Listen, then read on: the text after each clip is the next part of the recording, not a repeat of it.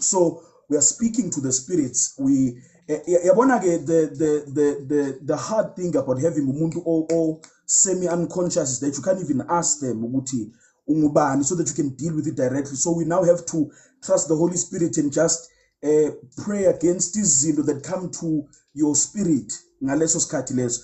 So we're busy praying laphayana, commanding spirits, whether it's infirmity, whether it's ubungoma, dealing with ama-altar, yabona zonke lezo zinto we're praying. So abantwana bayengathi baya manifest ke manje, they were unconscious, but the moment we started praying for them, they started manifesting until they ended up coming down, and we felt a release now to know it's okay, yabona manje. And I know sometimes spirits have lento yabo ukuthi while you're doing deliverance benze ngathi zenze lezinto ngathi ziphumile kanti ayikaphumi, manje zilalisa wena. You need serious discernment when you're doing lokho, yabona. But we felt the release ukuthi no, abantwana sebakhululekile. And then I told them ukuthi nina niyaganga nina, bathi laba ngikhulume kabi, nina niyaganga le ngane idinga uJesu. Simane siyithandazelile nje, mangabe ngisayibuyisela laphayana noyibuyisela kule mpilo na zingena Jesu, iyabuya le ndizobuya 7 times stronger. Well, 8 lo hambile namanye about 7, so 8, yabona. But I'm saying this to say ukuthi because we've been negligent in teaching about izinto pertaining to deliverance, I saw abazalwane abasindisiwe lapha ebandleni that were supposed to run towards the demon ukuyolikhipha, run away from it. That's commonly what happens ngabazalwane. We end up calling abafundisi. This is the point of the story. We end up calling abafundisi. We end up calling ama-intercessors. It's ama-intercessor strong because we neglected teaching abazalwane about these things, about power and deliverance and dealing with demons, casting out demons, and they struggled because they encountered lezi zinto lezi emsebenzini. They encountered. I remember during my university days, kukhona intombazane eyavele yacollapsa. Bayizama and ngizozivuma nami sona si open ke sinomfundisi usibiya. In that moment I failed as a Christian because that was the moment for the power of God to be seen and umuntu ekhululeke ngamandla egama lika Jesu. I failed in that moment. Ngambuka nje umuntu bemenzele izinto kunokuthi ngithi nonginikeze ithuba sithandazeni, yabona. I didn't play my role as a Christian. So in the of not being taught these things about power, about deliverance, about the power of the Spirit, one of the things it does is it makes you waste opportunities to witness about Christ. Because kunabanye abantu esingeke size sibadle ngentshumayelo siyobadla ngamandla. Uyabona lento ukuthi uMoses wafanele eqala emfuleni. One of the first signs was emfuleni, yabona. One of the initial signs tisho njalo was emfuleni, and he had to go and deal with the Pharaoh in the sea. Is proof positive ukuthi all bondage is not normal or natural. Sometimes it's spiritual. And the reason why the gospel must not only be preached with wonderful words, but with power and demonstrations, because kunabanye abantu who have proofs, who have evidence for lento abayikholwayo. Ungeke ubakhiphe enyangeni ungabakhombisa amandla ngcono. Ngeke ubakhiphe entweni ebasebenzelayo abanikeza ukuthula ungabanikeza into engcono, yabona. And so we are neglecting to preach lezi zinto lezi singafuni ukuba super spiritual or super deep or kuba controversial, and iqiniso lokuthi we are wasting opportunities abazana abanabo to exercise the power of God. Number 2, we are prolonging bondage kubazalwane and abantu who are connected to them, because masithi your light must shine in front of men, so that men can see your good works and praise your Father. One of those good works that must be seen, one of the ways your light shines is through deliverance, casting out devils. Ukuthi mangabe nikhona elokishini bayazi ukuthi abathathu bendawo bayazi ukuthi ungadlalela kunoma imuphi umuzi not loya.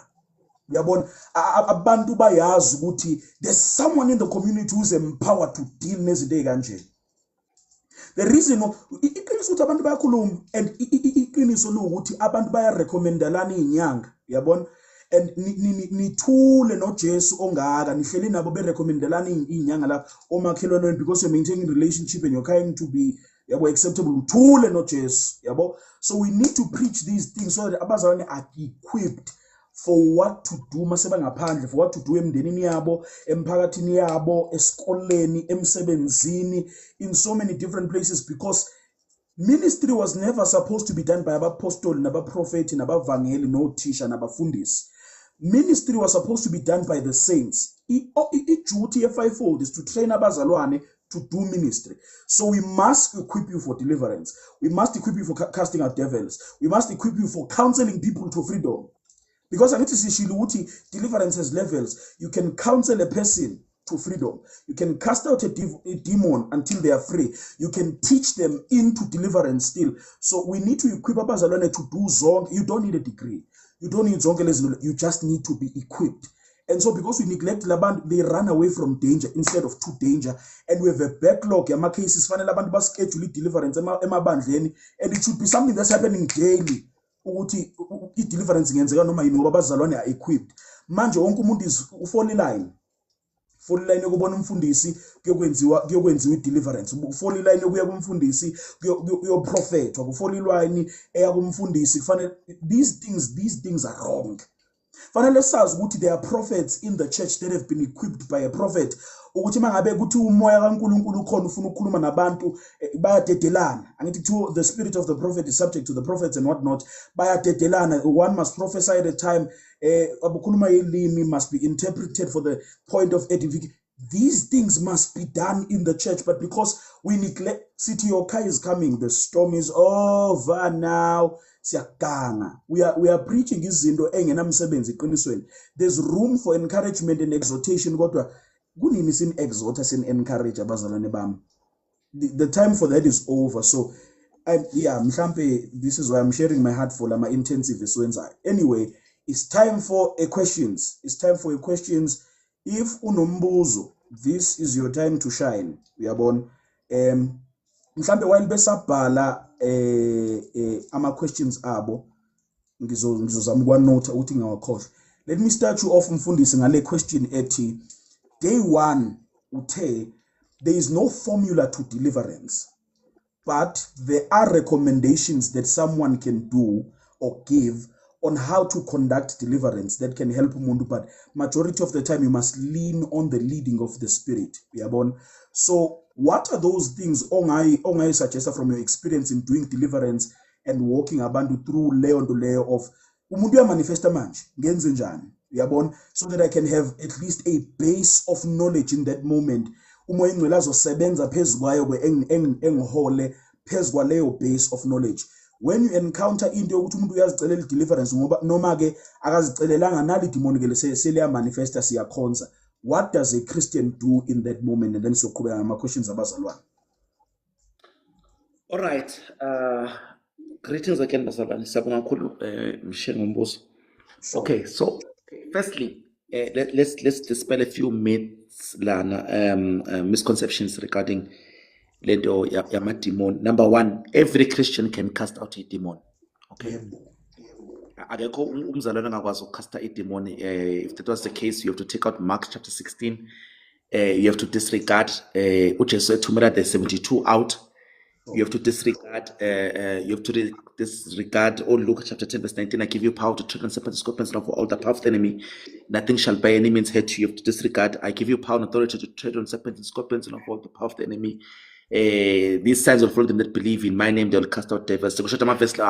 Every believer can cast out a demon. Amen. Number 1. Number 2, uma demon manifesta enkonzweni kuzodepend ukuthi kwenzeka nini. This is just me. Maybe mshengu uzohluka. If it manifesta during mhlambe izwi, we're going to take that person aside mhlambe eceleni sidile naye. Uyayibona lonto leyo so kuze ngadisturb izwi. Uyayibona lonto. Let's say during altar call, so we need to use some wisdom. So wisdom is always needed. Also ngiyacela ukuthi singajahu ukuthatha ama cameras record, because we need to also respect the integrity of the person lo or manifestayo. Okay. So deliverance yakhe, deliverance, you lay hands. That's one way. You can just take authority by speaking. Even if you lay hands, you will still have to speak. So authority uyikhulula ngamagama. That's why. So you and what you do, you speak to the demon. You don't say Nkosi mkhulule. You don't ask God to do what is already given you authority to do. You need to understand that. A demon can pick up someone who knows their authority and someone who's taking chances. They can pick up. ukuthi lona uthatha ama chance lo. uNkulunkulu mkhulule ngegama likaNkulunkulu phuma. You yabo. Semsigama lika Jesu, you address the spirit. What if umfundisi angazi igama lelo spirit esimphethe ukuthi yini igama laso? You don't have to. Okay, sometimes you can tell by the manifestation ukuthi umoya wani lo.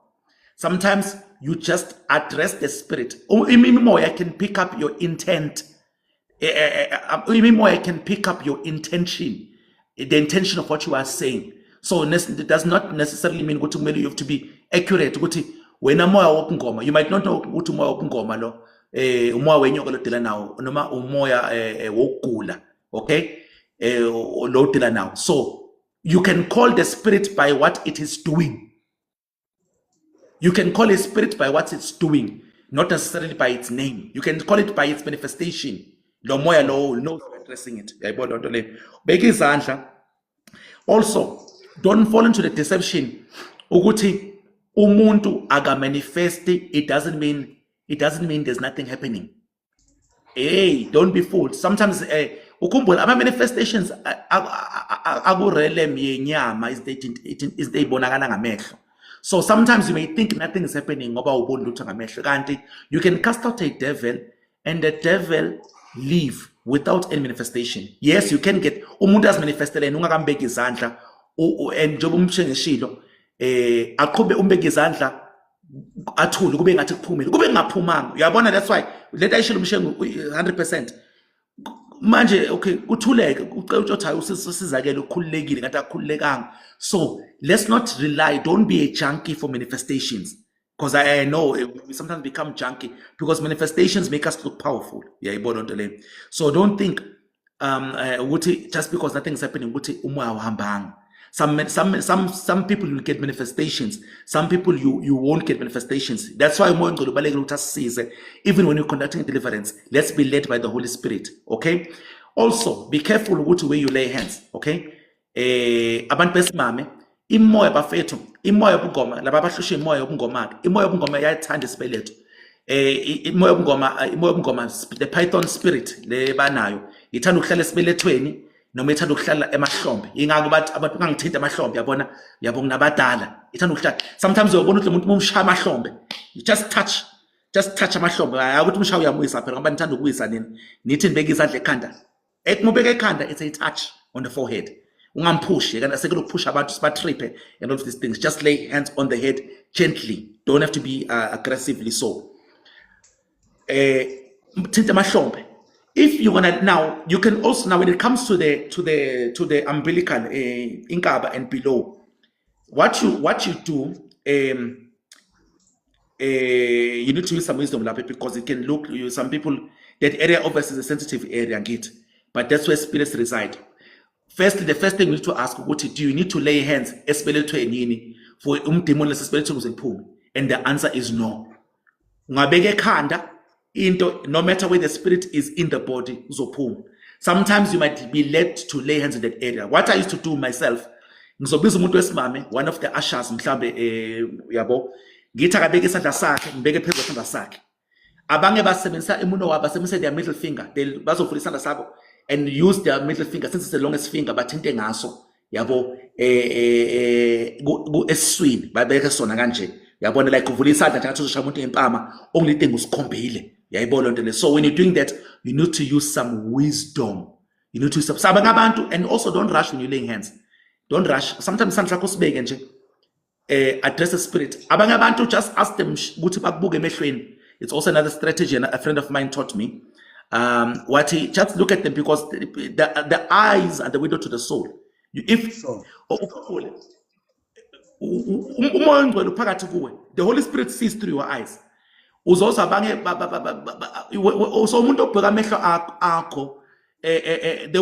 encounter the Holy Spirit through your eyes. And if when you look into a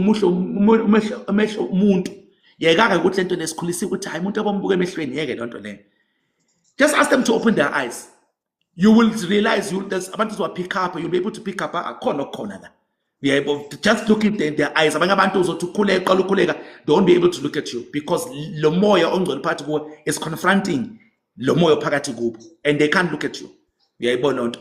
Use the name of Jesus Christ. Ama-interviews right-ke there is le nto yokubuza imoya ungubani. It's not everywhere where we do that. It can depend. You need to know, okay, if you are a caster, there's no response, you might have to address the spirit. Just as uJesu did with the legion, yabo, the man who was by the tombs. You might have to actually ask a few questions there and there. Yeah, so ikhona into enjalo. Yabo, akona abantu na who disregard leyo nto le bathi ayikho, you shouldn't ask demons questions. That's not true. They know Jesu ke lento ayenza be wrong. That means Jesu be wrong. Yabo, so we know that uJesu azange akwenze lokho in every situation, but there are situations where you might have to do it. So laba basabayo ke ngabona abanye laba kade basiza laba kade bebaleka ke bephuma besaba le manifestation. Kunenkolelo ezithi mama demon ephuma azongena komunye umuntu azongena komunye. That's not true. I'm afraid to that's not true. I don't know what standard of spirituality you need to be in as umzalwane kuzongene demon malicisha omunye. Yeah, luzongena. Abanye bathi noma bebeka izandla bathi abangena. No. Yes, they can be attack afterwards because okay demon, there can be retaliation from buso kumnyama. Bazama uku-attack mhlawumbe that night you experience an attack wena okade ucustomer demon. There are things like that. I-feedback ikhona uyasakubona lokho, but ukuthi idemon lizophuma omunye livele ngena omunye hayi ngeke kusho ukuthi umdada ubuvele uvule indisi. Hayibo.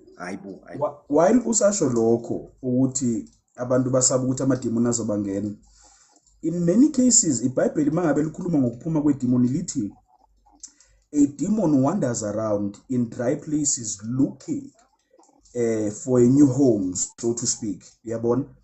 And if it does not find a new home, it goes back la iphuma khona uyocheck ukuthi kusangangeneka yini.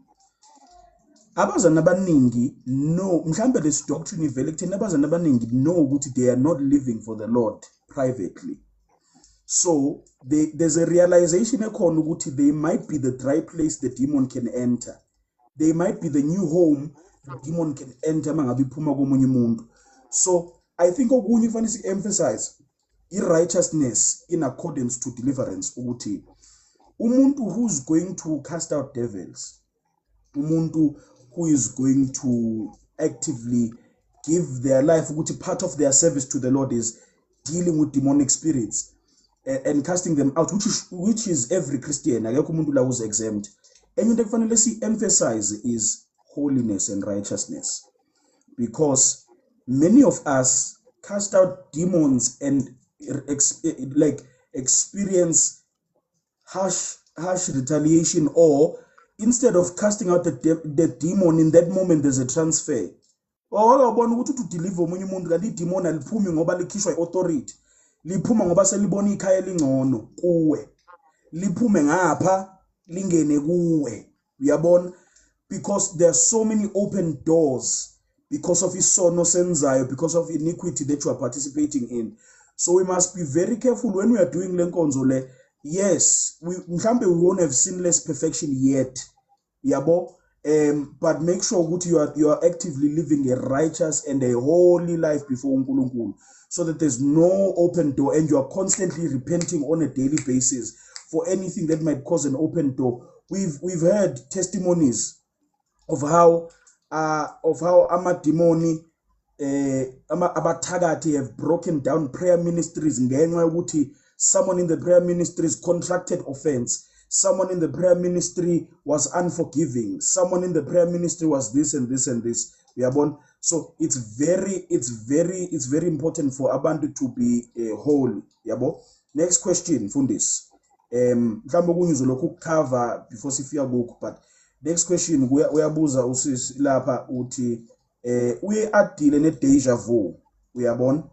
So njobe deala ne deja vu ufuna ukunderstanda ke ukuthi isho ukuthini leyo nto spiritual when you constantly have deja vu. Ungangena ngizongena after with my experience. Deala ne deja vu, okay, interesting. Okay. Umzalano ne deja vu uthi mangabe like in a sense ukuthi mangabe experience into uba like ngeke ngayiphila lento noma ngeke ngabalana noma kwake kwenzeka lokho. Okay. All right. Okay. Into engayisho lana ne, if you're experiencing a deja vu, it could be linked to mhlambe iphupho ongalikhumbuli. Number one, a dream that you dreamt or a vision that you had that you cannot remember. But umase kwenzeka, you have a knowing inside of you ukuthi this has happened before kanti kwenzeke epusheni. Okay. It could also be a dream that you remember into enzeke epusheni that was real. Kukhona lamaphupho lawa bathi ama vivid dreams. Ama dreams la athatha khona color, they are so real. They will think reality ngempela. It's also possible, right? Then let's also remember, uma sikhuluma ngama visions bafethu. Amaphupho, for you to dream, you need to sleep, right? I didn't explain the difference between visions and dreams. Ama dreams, you need to sleep. Visions, you can have visions asleep or awake. Okay, kona nama trance. So if you saw something, bese lento iyenzeka. It's as if you are living the same experience twice. That can be a form of deja vu. Okay, that can be a form of deja vu. Also, so those things can happen. It can also happen whereby maybe ukulevel, I guess ethi kusisu spiritually ke ukulevel la umoya ongcwele ukhombisa izinto zingakenzeki. That can be a form of deja vu. At the same time, it also can be a manifestation of kingdom of darkness whereby uthola manje umuntu whereby umuntu okuzothi unabadala noma kumele athwase one of the signs ubona izinto engqondweni yakhe as mental images or a knowing ngaphakathi kuye, and then next thing lento iyenzeka, lento iyafezeka, abona into iyenzeka, few minutes later, few hours later, few days later iyenzeka, and it always feels like a double experience kuye. So that can be something umoya ongcwele can do. The umoya ongcwele can also do these things. It can also do these things. Amen. Nemoya obumnyama can also do these things. It can happen through a dream that coming to pass. A vivid dream can happen through a vision you saw, whether ulele noma uvukile, it can happen. Yeah, so deja vu ingenzeka. It can be demonic or not demonic, depending. Into ebalekile lana, you discern the source of this deja vu. The source is what you have to discern. And you know what's so painful about deliverance sometimes? Abanye abantu is the fact that they like the spiritual experiences. The spiritual experiences give them a sense of power, a sense of authority. They're able to control people, get attention from people. They're able to make money. They have a sense of superiority. So manje, umisangoma uthi sindiswe, umuntu esangoma ukuthi you have to forsake le moya le uhlukane nayo. Angeke ngikwazi. Ebimhlukumeza, ufike kuwe ekhala ukuthi lo moya umhlukumeza, ulimaza umshado wakhe, akasayifuni lento. But then the benefits, when you tell them they have to give up the benefits, umuntu is not willing to give up the benefits that they get from having the spirits. So discern the source. If the source is not God, repent lama deja vu experiences. Uqale phansi kabusha no Christ. Ufunda indlela zika Christ.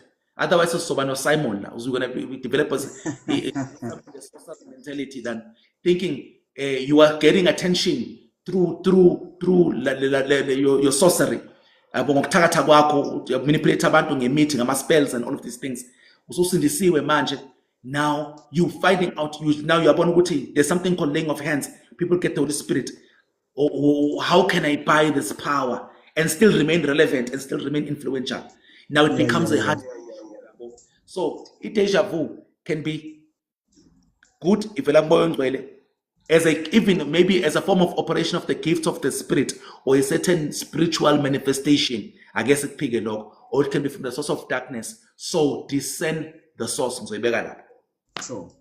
Kambe what I can add, and then khona question ayibuzile ngamaphupho, and then sizovumela usisu Andiswa engene. What I can add lapha kulento deja vu from my own personal experiences is that angisumuntu who really pays attention to amaphupho like that, because angiphuphi kakhulu. So ngiyazi mangiphuphile khona into significant, yabona.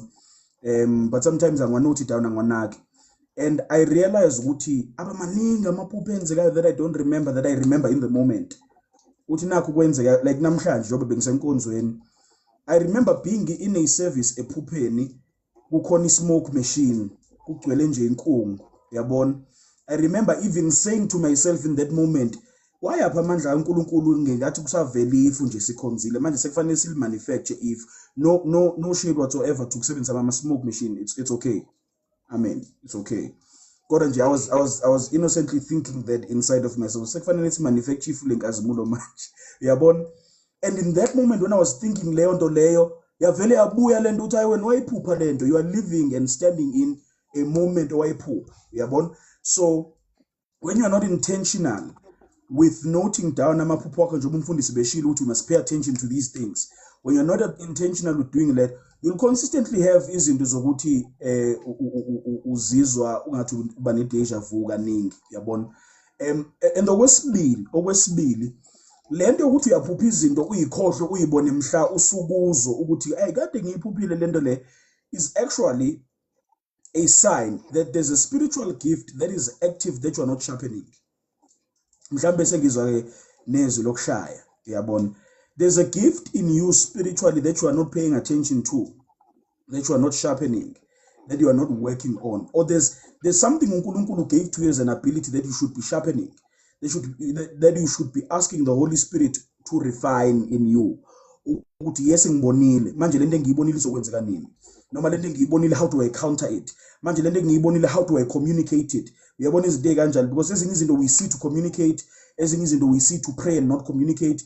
Ezinye izinto we see so that we can intercept and intercede and pray about lezo zinto lezo, uyabona. But if you're not refined in that particular gift, a lot of things can fall through the cracks. Kanti uNkulunkulu had entrusted lezo zinto lezo to you, but you were not mature enough in that particular area of gift so that you can be helpful, uyabona.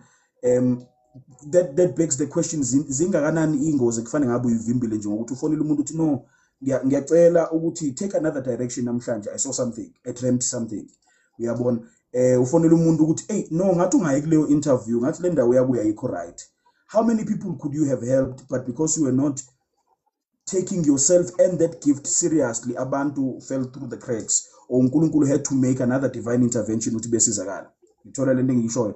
So you must work on asking the Lord to help you to refine that spiritual gift. Umbuzo okhona ke mfundisi lapha uthi, how do you discern ukuthi iphupho livela kuNkulunkulu? That's number one. Ufuna ukuhlanganisa ngoba i2. How do you discern ukuthi iphupho livela kuNkulunkulu? Number 2, ukuze uzokwazi ukuthi urane nalo, uyabona. Uma ngabe livela kuNkulunkulu uzokwazi ukuthi uobey urane nalo. Number 2, if iphupho obe nalo comes to pass, does that automatically mean it's from God? Yabona, I think yona mbuzo EU2 if I'm reading correctly. Let me try to make sure before uphendula ukuthi yona mbuzo EU2 because ngizama ukuyihlanganisa because ingamaphupho, yabo. The other one says ukuthi when dreams come to pass, does that mean it's from God? The other one said, and how do you know a dream is from God and when to run with it? So uma ngabe ungaphendula lo mbuzo loyo and then sizofaka uAndiswa siqhubeke ngembuzo. Okay. Thank you for the question, guys. Okay, the first one, how do you know ukuthi iphupho lisuka kuNkulunkulu? All right, okay, good question. Number one, okay, so iphupho, remember, is an interaction with the realm of the spirit. Ngenxa yokuthi ke ezweni kamoya, God is the Holy Spirit, or God, is not the only spirit esiba ne-interaction nayo. Ineminye imoya. We have to judge iphupho just like everything else. When the Bible have to judge sihlolisise somoya. It includes amaphupho. Let's first understand that. Okay. So how do you know? Number one, few points we can give you as a guideline. Okay. So says number one, umuhlaziya iphupho lapho ngokwezwi, uthola interpretation. Number one. Number two, do you have a sense of peace about the dream?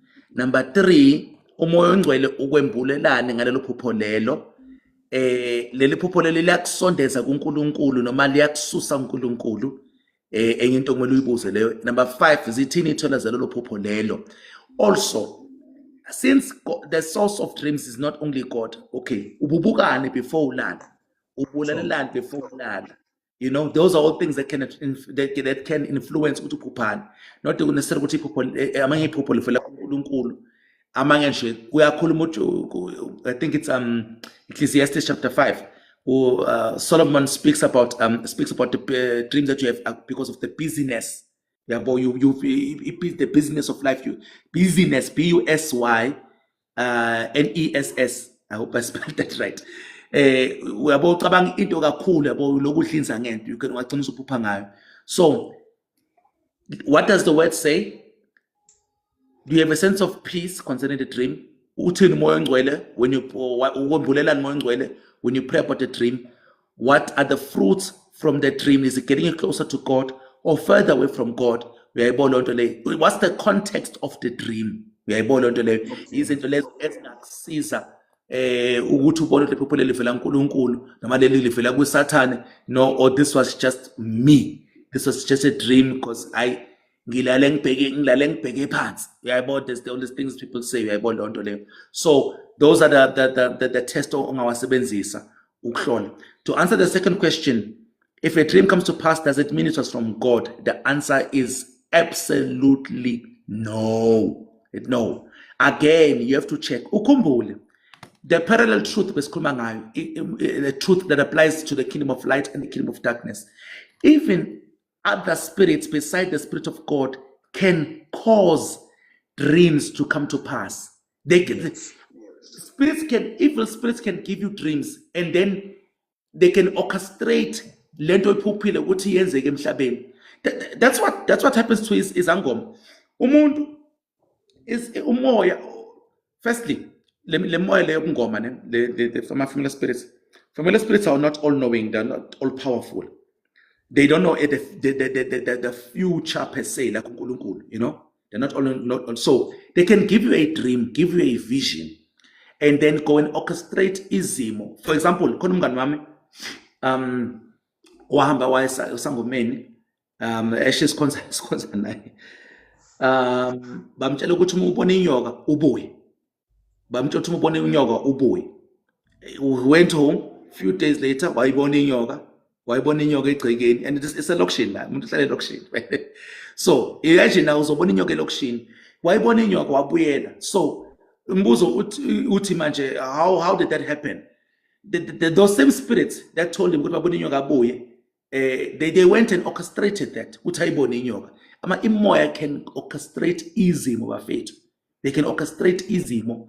So akusho ukuthi into came to pass that it was God. Okay. For ukuthi into that came to pass was God, we would have to first make sure that it is God who showed us in the first place.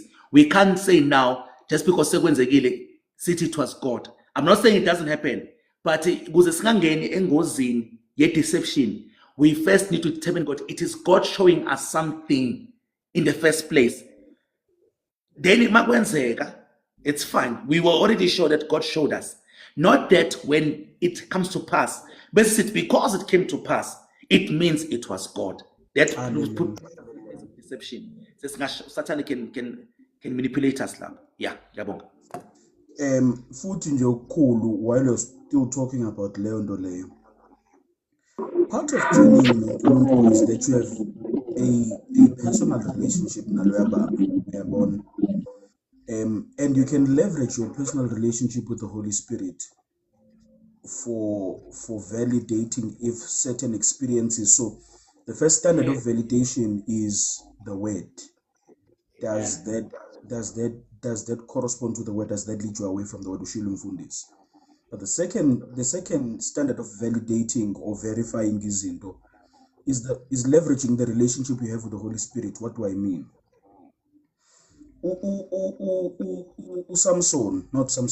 Gideon, uma ngabe uNkulunkulu efile, it's a spiritual experience.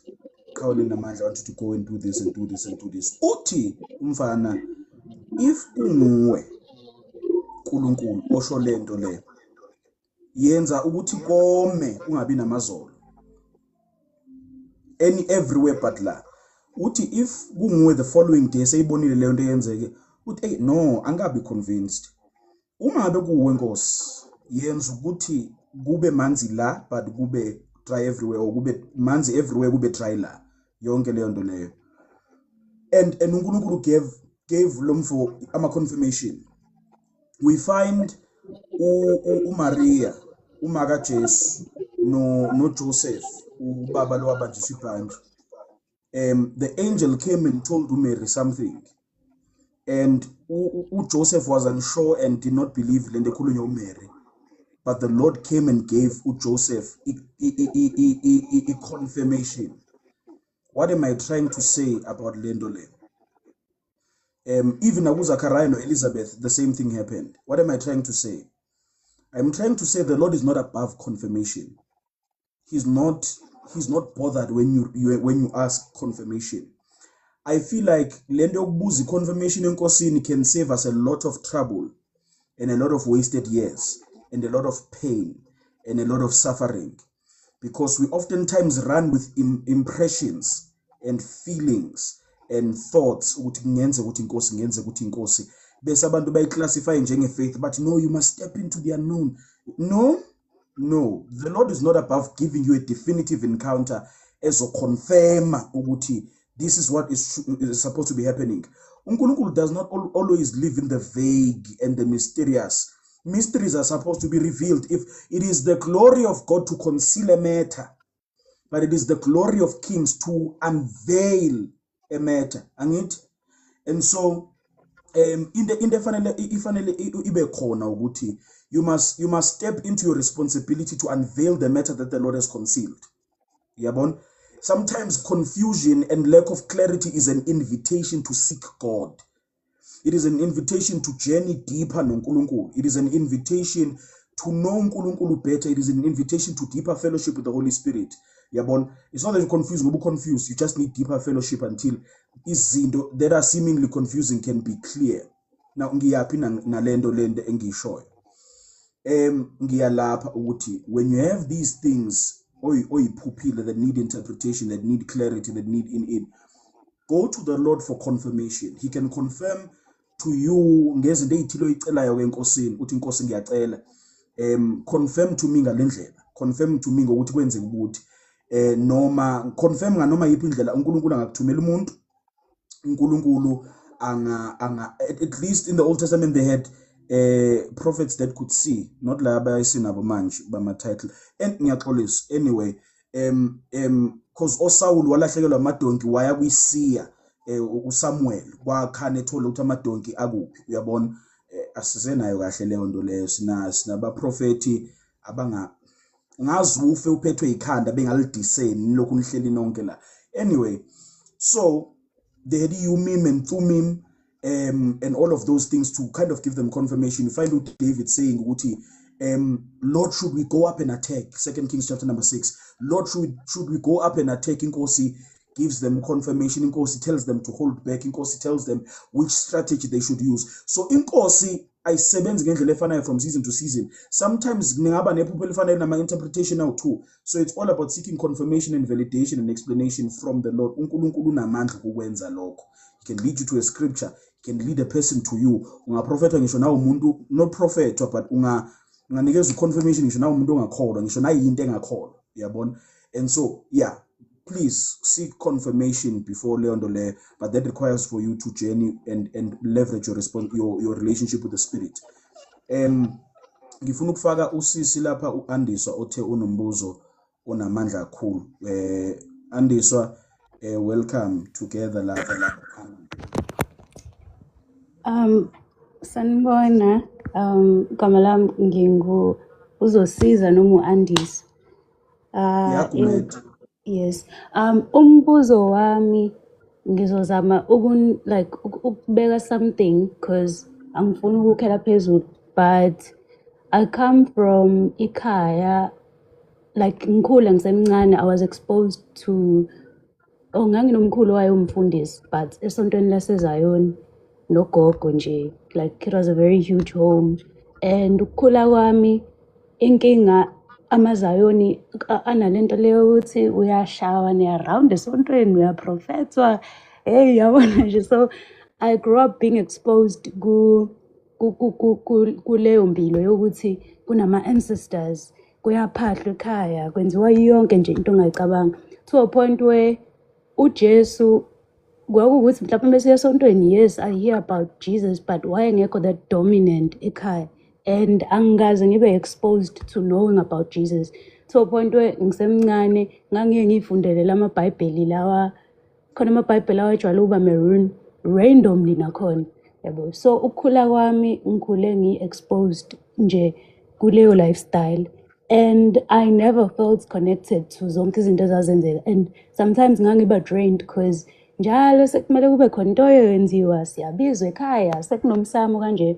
So kuze kwafika to a point where sengi-approacha, because it's recently, I got like closer to God recently, 2024 nakhona usuzophela unyaka, and that's when I started encountering with like the Holy Spirit empilweni yami, because ngangihlezi ngizwa nje but kwakungabi registered, because vele ukukhula kwami I grew up around ukuthi kumele ucele inhlanhla emanzini, and bengiwulowo mntwana mina ohlezi ephupha lezo zinto ukuthi kunamanzi kanjani njani njani, and kwakuhlezi ku-confusing kumina because ngangifila nje so weighed down. So into eyenzakalayo manje ukuthi imina ngedwa ekhaya, like mengikhuluma ukuthi mina ngedwa ekhaya who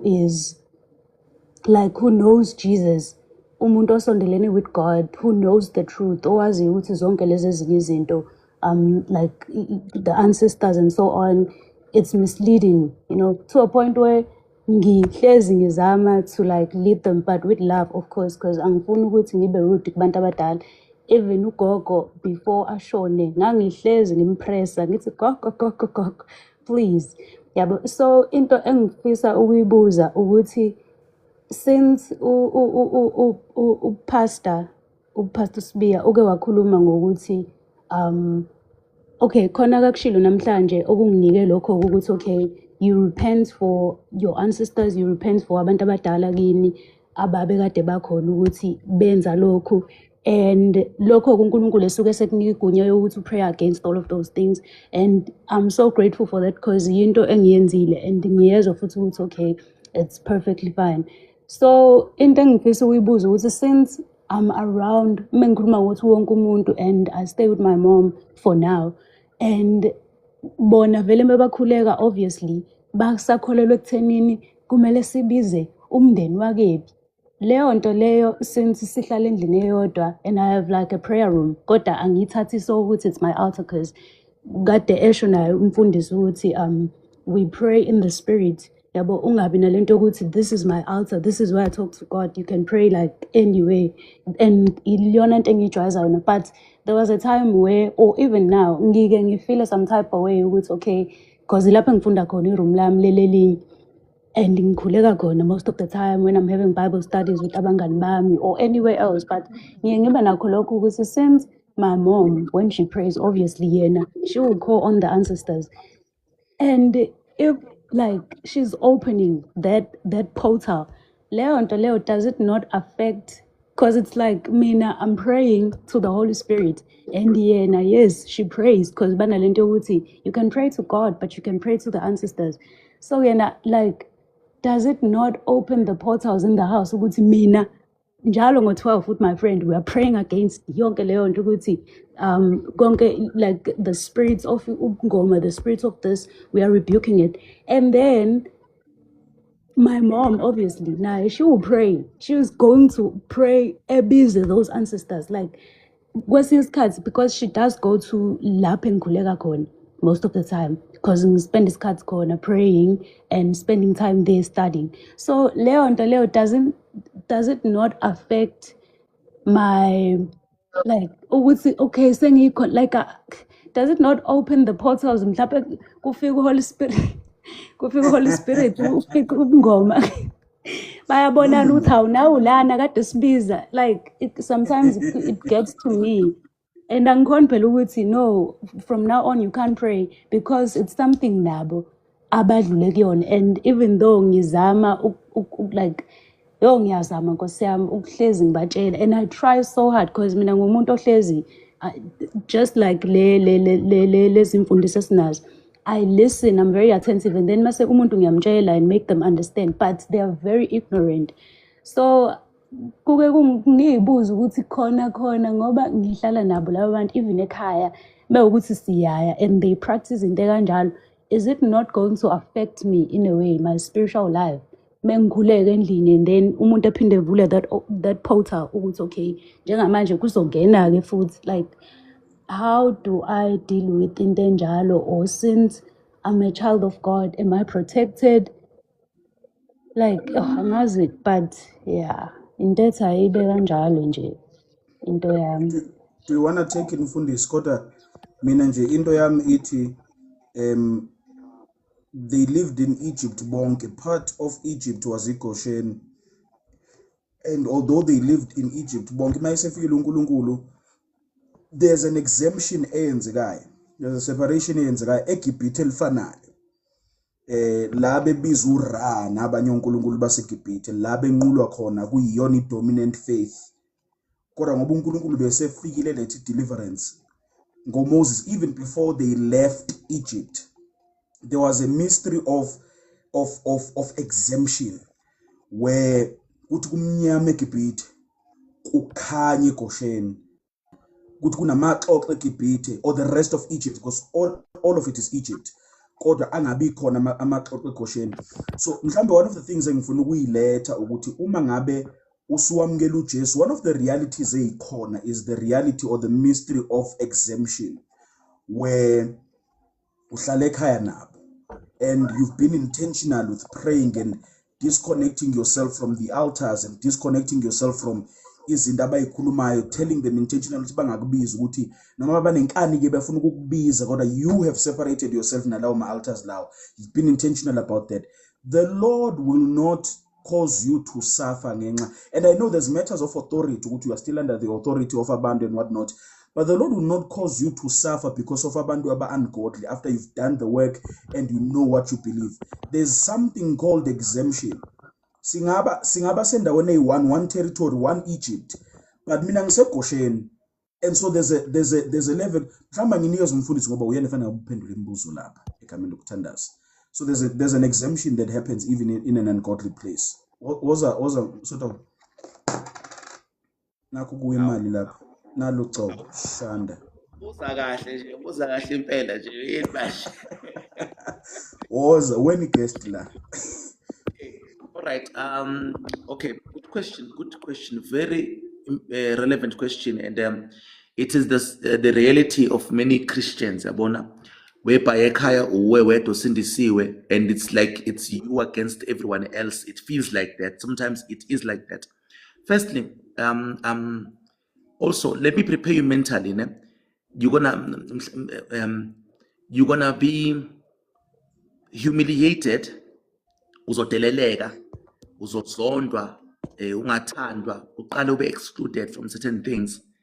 Kube ngathi uyabona nje umuntu edelelekile because of lo Kristu omthathile. Izoba khona i treatment enjalo kulindele lokho, and it's persecution for the word's sake. Yabo, so it's normal. Ungakuphathi kabi, ungakhubeki. It's persecution, rejection because of your stand for Christ. Okay, you refusing to compromise. Number one, so expect that. Number two, bahloniphe abazali.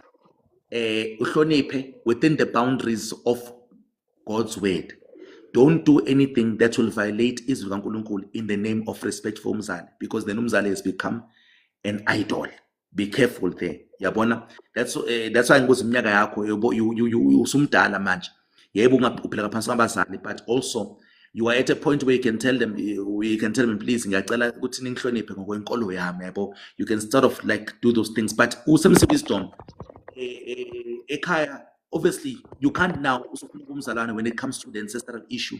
When it comes to ezinye izinto awuhloniphi, ubuye ekhaya noma sikhathini uyaboya lento leyo. So don't give them any excuse to look down upon the Christian faith by your conduct.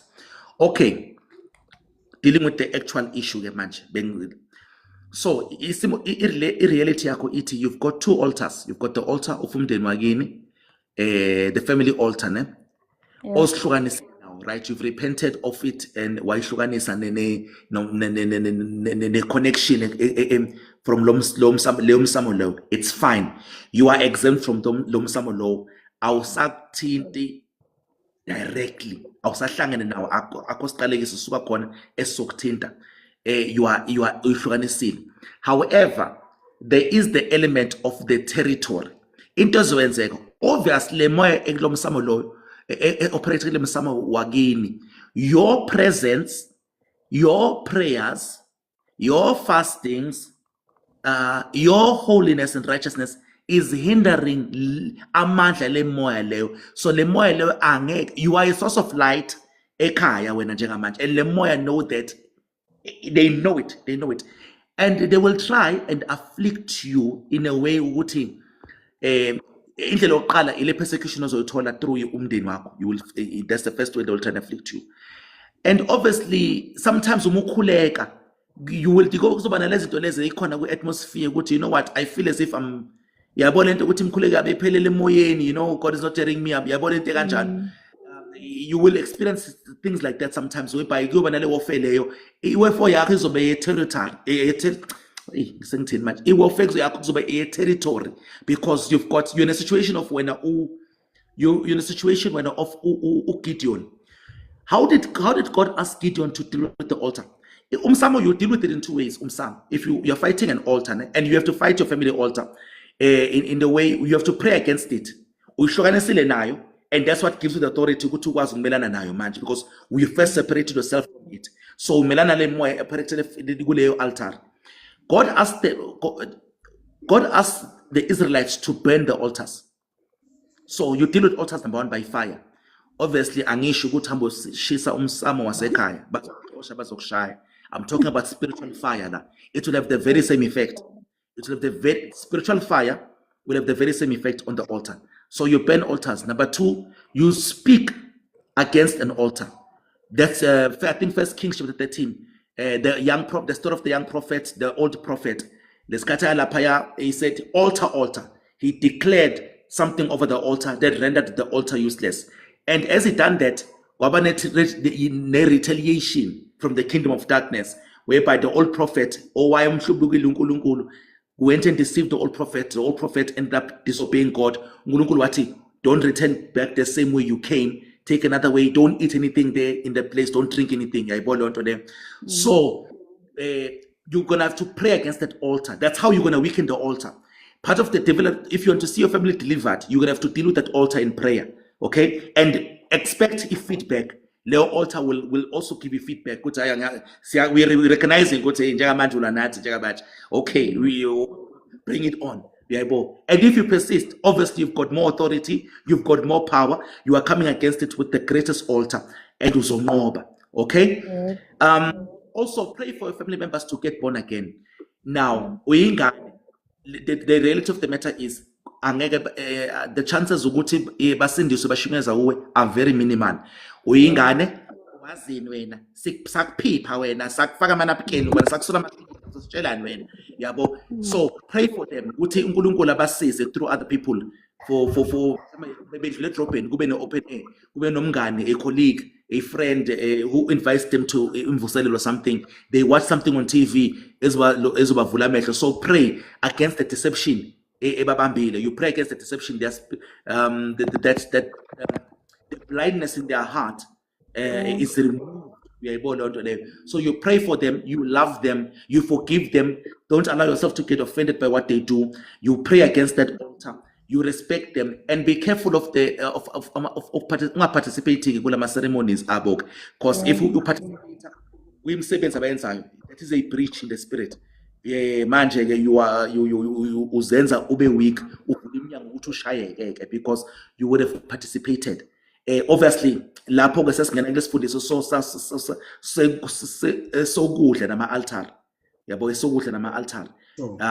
Yeah, that's another teaching on its own, exhumana nalento esikhuluma ngayo manje, but it's an interesting teaching. So ugade you will see attacks through amaphupho. Again, I said attacks, not necessarily ukuthi le moya they have a legal right to your life. Those spirits have no legal right. They can only attack or cause you to somehow. If uzoba negligent now, so so my sister, make sure you fellowship, you always praying, you're living a holy life. Pray for your family. Uzoba right, right. Yeah. Oh, sorry, ngikuphazamisile. No, I was done. Oh, ukuthi bengikade ngifuna to confirm this. So just in case, because ngiyabona from comments, so many people are relating. And I'm so glad ukuthi ngishilo lento because ngiyasaba ukukhuluma kanje uvalo.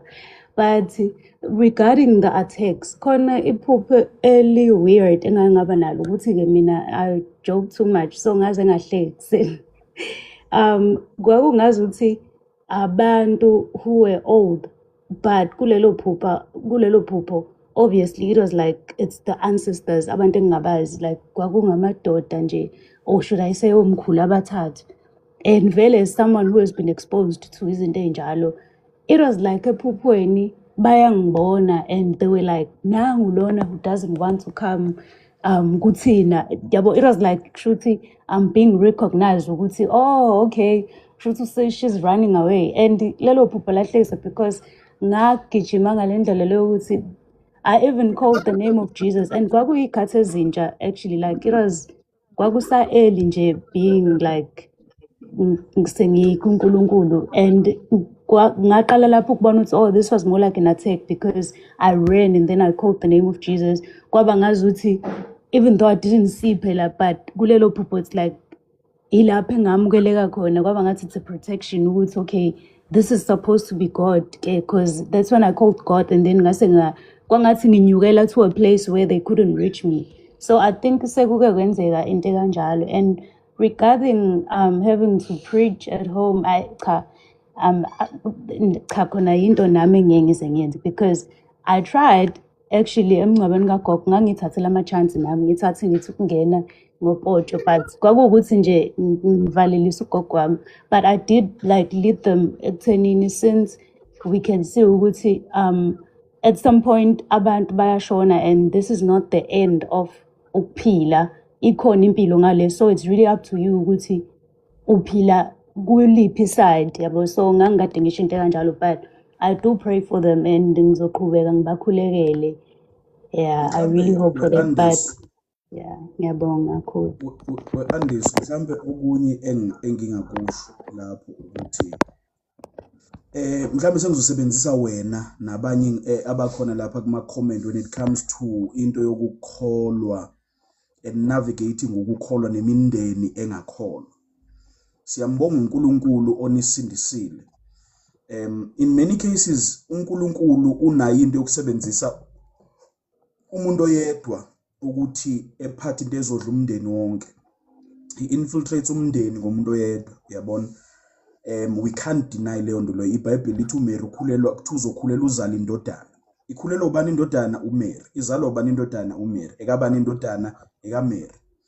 Kodwa kuthiwa le ndodana ozoyizala izosindisa abantu bakho, uyabona, noma uzosindisa abantu bakhe. So as much as uJesu kungokaMary uzalela ukuthi ezosindisa abantu around him, ngiyabona lento le. There's a reality ukuthi sibizela ukuthi sibe indlela uNkulunkulu azongena emndenini yethu esindise ngayo, but there's also a reality of the offensiveness of the gospel unto separation, ukuthi ivangeli liyahlukanisa, nokuthi ivangeli liza ne-persecution, nokuthi ivangeli liza nento yokuthi lizokufaka inkingeni. And I believe because sisishumayela ivangeli weak, we never prepared abantu for izinto ey'kanjena. You might be disowned, you might be cast away, you might be shunned from umndeni, uyabona. And when threats like that arise, when abazalwane are threatened ukuthi sizokudisowna, sizokuxosha, sizowenzana, abazalwane abaningi they actually compromise because uyacabanga na ukuthi ngizoyaphi, uzohlalaphi, ngilokhu ngithi ngimele ivangeli, and then bagoba uphondo, bagcine sebaphathe ezintweni zamadlozi ngoba bathi no ngisasengaphansi kophahla, ngisasengaphansi. And I understand for abantu who are still young who can't even take care of themselves, and nebandla is not even offering ukuthi they can take care of laba bantu. But we need to get to a point where we preach a radical kind of gospel, and sengisebenzisa umbuzo kaAndiswa to kind of minister to us as a church. Yabona njengoba sikhona lapho ukuthi we need to get to a point where we are radical about our faith ukuthi if my faith causes me to be disowned, let me be disowned. If my faith causes me to lose a job because they don't agree with my convictions, it's okay, let me lose a job. How many of us, we always think ukuthi ukuthengisa ngobusibulo. We were talking about that ngelinye ilanga recently. Oh no, it wasn't lapha ku-live, it was kwenye group yabo sis. We always talk about ukuthengisa kobuzibulo, like u-Esau wathengisela uJacob ubuzibulo. We always talk about it kwangathi isono phile emanyaleni. That's true. But sometimes ukuthengisa nge-birthright yakho ezumzalwane, ukuthengisa ngevangeli, ukuthengisa ngokukholwa kwakho nama-convictions akho is you compromising because uzophucwa isinga, you compromising because uzohlukana nomndeni, you compromising because you're trying to maintain certain these smallanyana compromises that we have. Uyabona, ngenxa yokuthi we are trying to maintain a relationship athile and whatnot. We need to be radical. Kukhona abantu, and mhlambe I'm saying this, mhlambe if khona osafuna ukubuza umbuzo angawubuza, but I'm saying this to tell you ukuthi kukhona abantu abashiswa bephila ngenxa yevangeli. Kukhona abantu whose skin was peeled kubona bephila. They felt everything.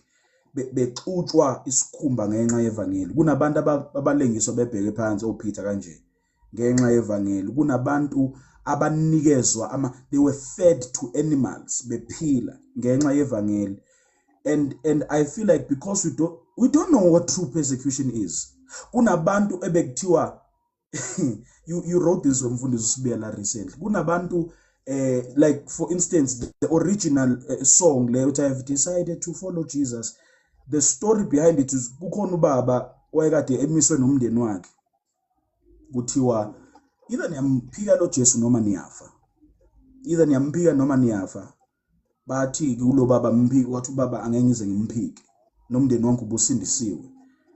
Bathi mphike noma sizobulala umntwana. Wathi kumntwana ngiyakuthanda. Sizobonana ngale kwethuna. Babulala umntwana ebukile.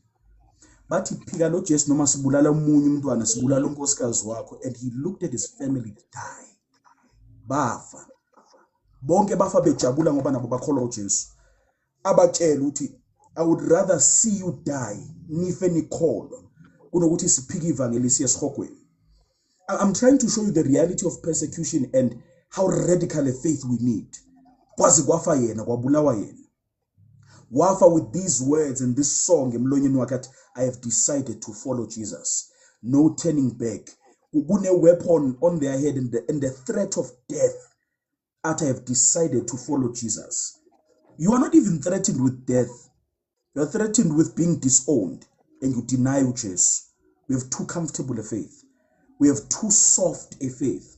So Mfundisi be on a status la recently, if not yesterday or day before, wathi uye ubona ukuthi umuntu ukholwani nokuthi wamkelwani noma ukuthi usindiswe kangakanani makugula umntwana. Thola umuntu ukuthiwa umntwana uyagula unabantu abadala, that's why ephatheke kanje. Umuntu ephenike ezehambe enyangeni ngenxa yokuthi kuthi umntwana uyagula. Tough situations in many cases are there to cause us to compromise. I preached something last year and I feel led to share it again. Ephesians chapter number 6. Tiwa, having done all to stand. Ebese uti, stand therefore, and then he lists the whole armor of God. Ngaphezulu bekade ethe asibambene nenyama negazi. So he indicates ukuthi kuyaliwa, he indicates that we need to stand, and he indicates that we need to be armored, we need to be dressed with armor. But asilwele ukunqoba ngoba uJesu sesinqobela ushilo umfundisi la, and I said that ukuthi we don't fight for victory ngoba uJesu selwe wanqoba. So umbuzo ukuthi silwelani, silwela ukuma. That's why athi having done all to stand. When the enemy comes against you, what is the goal? To cause you to leave your position, to cause you to fall away, to cause you to be an apostate. Mangabe eza ngokugula, mangabe ethinta umzimba wakho, mangabe ethinta abantwana bakho, mangabe ethinta imali yakho, mangabe ethinta anything that you find and put value to, the goal lapho is to cause you to compromise and to fall away from the faith. And I feel like we have a very, very weak faith. A very weak faith. Umangabe sizo compromise, and it's hard. It's hard to tell umuntu ukuthi if it means being disowned, stand for the truth. Ngiyazi umama inyanga. ngiyazi ukuthi ubaba umuntu wamadlozi. If it means you have to disconnect ngenxa yevangeli, if it means you have to leave the house ngenxa yevangeli, if it has to be ukuthi sekuphelile okumhlanganisayo, ubathanda unjalo. Jesus says this in an extreme case, uthi, who is my mother, who is my father? Is it not those who do the will of God? We love them, we respect them, we value them. But into emile ngaphezu kwakho konke ukukholwa inkosi uJesu nokwenza intando kaNkulunkulu. Mfundisi, do you have any parting thought, because ngathi ayisekho imibuzo ekhona?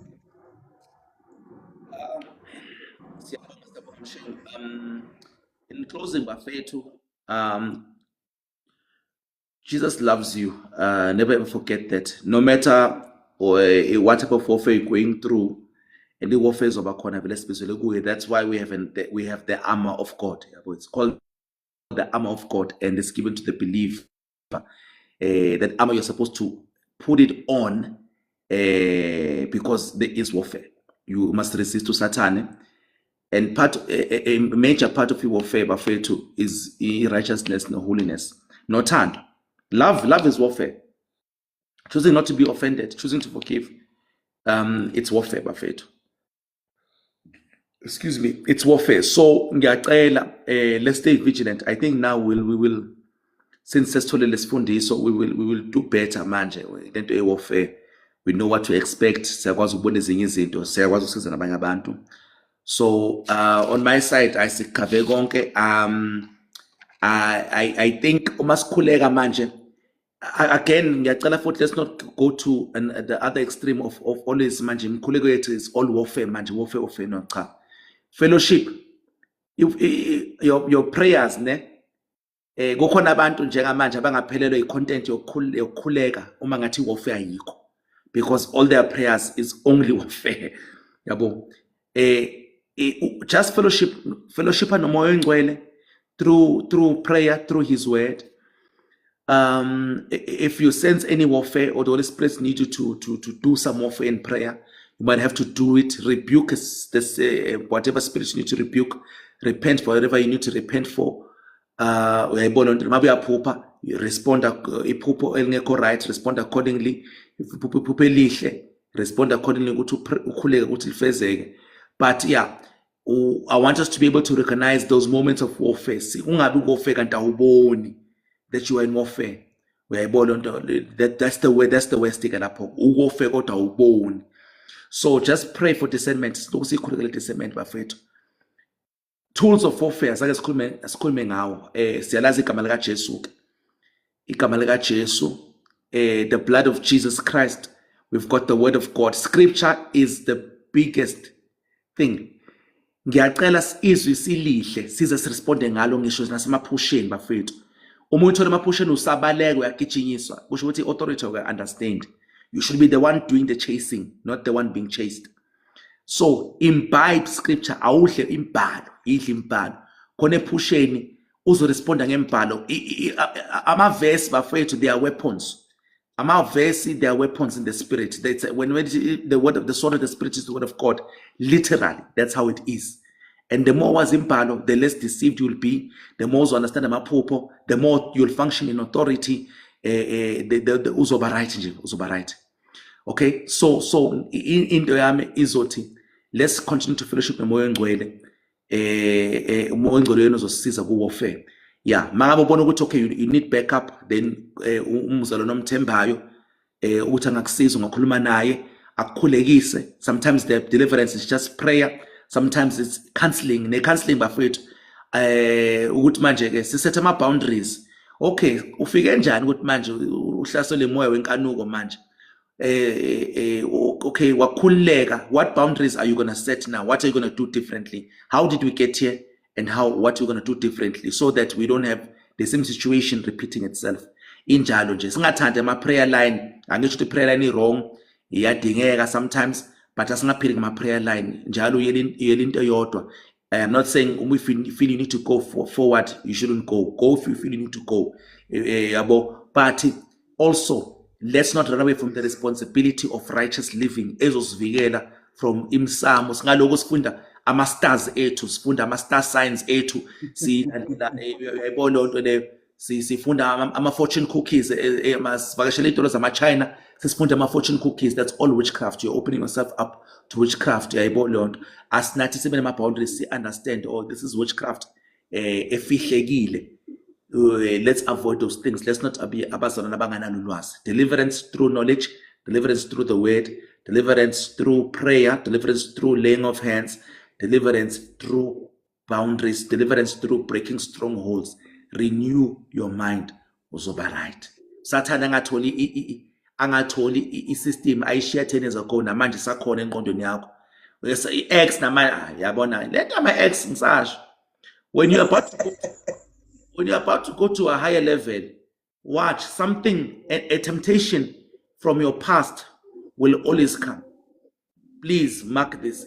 Whenever you are about to go up higher, whenever you are certainly about to advance, Satan will use something that you cherished before in the past.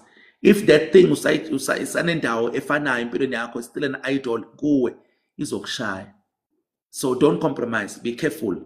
Wow, God, my ex ibuya. Umuntu ongakhulumisi for 3 years, suddenly, hi, how are you? I miss you. It's an attack. It's not God vindicating you. Good, right,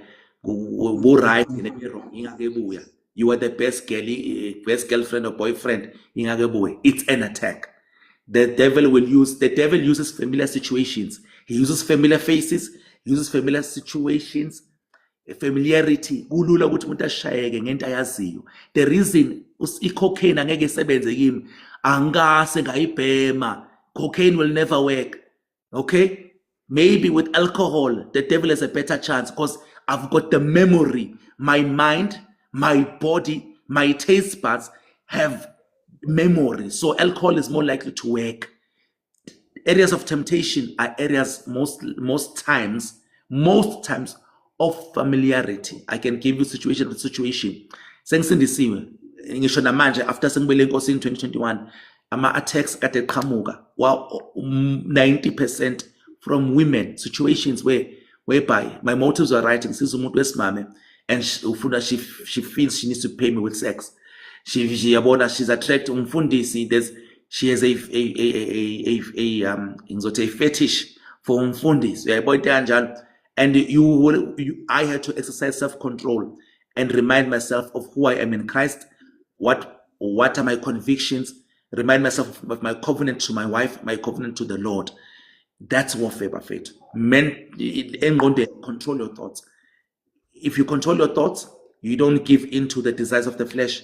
The devil has no ground. Usuhlukanisile nemsamo, wadelela ama-generational cases, the warfare, personal warfare. Le ethi kumele ulawule wena isaqhubeka. Yeah. That's it from my side. That's it mfundisi. Ngisho nokukhuleka abantu bayakwazi. Ngiyamthanda umuntu umzalwane okwazi ukuyikhulekela. Ngifuna abantu ukuthi bacabanga ukuthi usibiya kuphela ngabakhulekela ukuthi bakhuleke. Usibiya ile deliverance ikusibiya. I know there's many people God has anointed who can help you. It's not usibiya. Once you a man of God starts to talk like that, you must know what you think lo muntu lo usenkingeni usenkingeni lo muntu lo moya kaLevitian usembambile, the spirit of pride usembambile, yabo. So Mshengo can pray for you, can get delivered. Nale counseling singayibalekeli bafethu. There's nothing wrong with getting counseling for my trauma sesidlule kuwona. The deliverance can spirit out, but the trauma we might have to cancel you and then kuze usizakale uphole ube right from i-trauma ondlula kuyo. And the worst part is uma sikumele sithi kuwe we have to let you acknowledge your part in the trauma you suffered. Now there's a role you played, believe it or not. Mfundisi ngareshwa. There's a role you played. I won't get into it, but there's most situations there's roles that you've played whereby mase khombisa uzobona now, you know what ish. You also have to ukuthi usizakale lapho yabo because khona ungazolokhanja ungazophinda ube yi-victim, okay, in that regard. So or be willing to acknowledge ukuthi nami ngabheda lana, I am the one who keeps dating these guys. I keep dating the same demon in different men. I like tall, dark and handsome. I like tall, dark and handsome. Kanti moya izohlezi ikuthola ngo-tall, dark and handsome, because you said when you have a type. In other words, there are guys you are familiar with. Familiarity is dangerous. Be careful, bazalwane. Be careful. I say be careful. uNkulunkulu uzosisiza, uNkulunkulu uzosisiza. Thank you so much. Let's close with prayer. Let's pray today. Father, in the mighty name of Yeah. Jesus Christ, thank you for your goodness, Lord. We thank you for your grace, your mercy. Phezu kwempilo zethu, Moya Oyingcwele, siyabonga lolu lwazi osinikeze lona. It is through through knowledge that the just are delivered. Siyabonga Moya Oyingcwele ukuthi we've been, our minds are delivered, our minds are enlightened. We are moving further away from perishing because of the knowledge we are getting. Moya Oyingcwele, thank you for equipping us, mighty God, for the warfare that we are going to experience. Samba namhlabeni. We thank you that we are victorious in Christ Jesus. Moya Oyingcwele, we pray for your wisdom. We pray for your enlightenment. Sisahamba namhlabeni. We thank you, Father, ukuthi Nkosi, we walk purely before you. We walk blamelessly before you and before men. In the mighty name of Jesus Christ, Nkulunkulu, I pray for every person who is listening to this live, who will listen to this live, mighty Father, ukuthi umsize, answer their questions. Moya Oyingcwele, confirm what you've been saying to them. Moya Oyingcwele, enlighten, eradicate the ignorance and the arrogance, the offense. Moya Oyingcwele, egameni likaJesu Kristu. Father, help us, mighty Father, Lord, to live a life worthy of the gospel, to be completely free. It is like whom the Son makes free is free indeed. We thank you, Father God, that your truth makes us free. In Jesus Christ's mighty name, we thank you, Father, Lord. In Jesus' name, amen.